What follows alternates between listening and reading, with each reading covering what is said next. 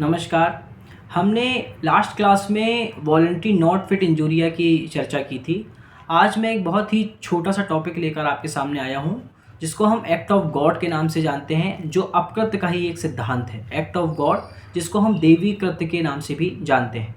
जैसे कि हम सभी जानते हैं कि कुछ ऐसे कार्य होते हैं जिसमें मनुष्य का हाथ नहीं होता, चाहे मनुष्य कितना ही दूरदृष्टि वाला क्यों ना हो, लेकिन कुछ घटनाएँ ऐसी होती हैं जो उसके कंट्रोल के बाहर होती हैं।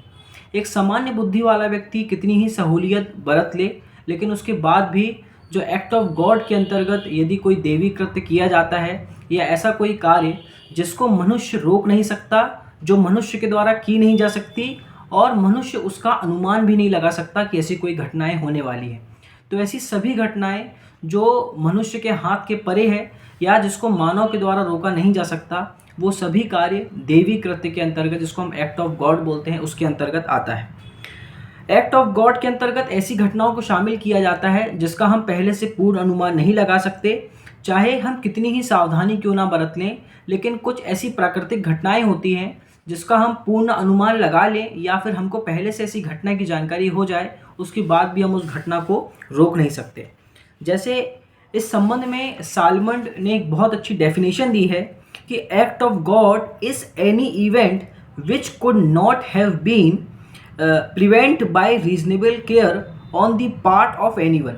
मीन्स देवी कार्य एक ऐसी घटना है जिसको किसी देखभाल के द्वारा भी रोका नहीं जा सकता। मतलब यदि आप पूरी सहूलियत बरत लो, उसके बाद भी आप इस कार्य को रोक नहीं सकते। किन चीज़ों को शामिल किया जाता है एक्ट ऑफ गॉड के अंतर्गत?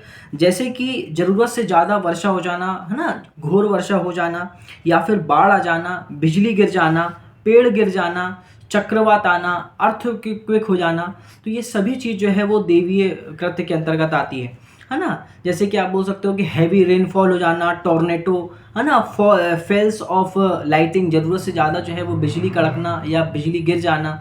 तो ये सब जो है, या बादल का फट जाना।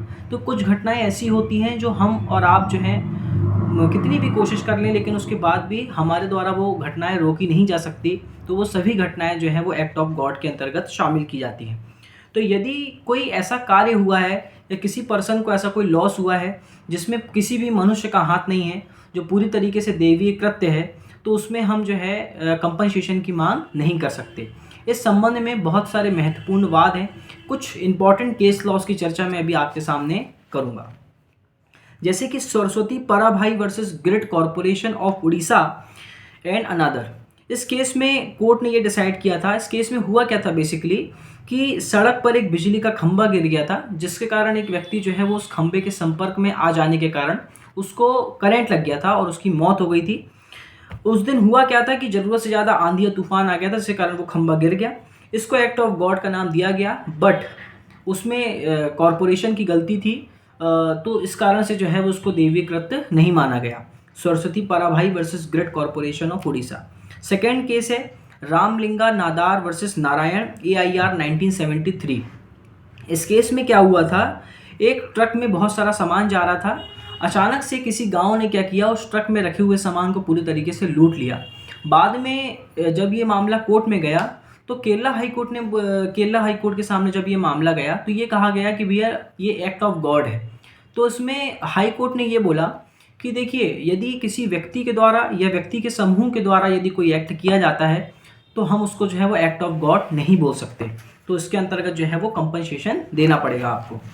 थर्ड केस है Ramji versus Lalchand AIR 1975।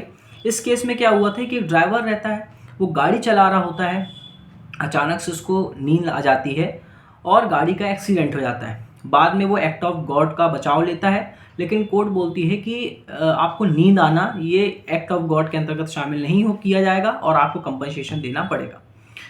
Last case है कल्लू वर्सेस हेमचंद AIR 1958। इस केस में क्या हुआ था कि डिफेंडेंट की जो दीवार होती है, प्रतिवादी की दीवार, वो गिर जाती है, जिसके कारण वादी के 2 बच्चे रहते हैं, उनकी डेथ हो जाती है। अब डिफेंडेंट जो है ये इस बात का बचाव लेता है कि उस दिन जो है वो हेवी रेनफॉल हुआ था, इस कारण से जो है वो दीवार गिर गई। लेकिन जब जांच की गई तो पता चला कि उस दिन लगभग 2.5 इंच बारिश हुई थी। कोर्ट ने ये बोला कि बरसात के समय 2.5 इंच बारिश होना बड़ी सामान्य सी बात है, तो इसको हम एक्ट ऑफ गॉड के अंतर्गत जो है वो शामिल नहीं करेंगे, आपको कंपनसेशन देना पड़ेगा। एक और केस है। केस का नाम है निकोलस वर्सेस मार्सलैंड।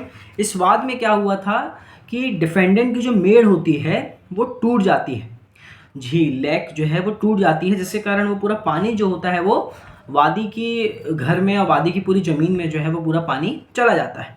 ये मामला जब कोर्ट में जाता है तो कोर्ट उसको बोलता है कि ये एक्ट ऑफ गॉड बिल्कुल नहीं है, इसके लिए एक्ट ऑफ गॉड है, तो उसके लिए जो है वो प्रतिवादी को जो है वो लाइबल नहीं ठहराया गया था, निकोलस वर्सेस मार्सलैंड। तो यदि मैं इस टॉपिक को कंक्लूड करूं तो एक्ट ऑफ गॉड एक ऐसा कृत्य होता है जो किसी भी तरीके से मानव के हाथ में नहीं होता, चाहे कोई मनुष्य जो है वो कितना ही दूरदर्शिता वाला क्यों ना हो, वो कितना ही सावधानी बरत ले।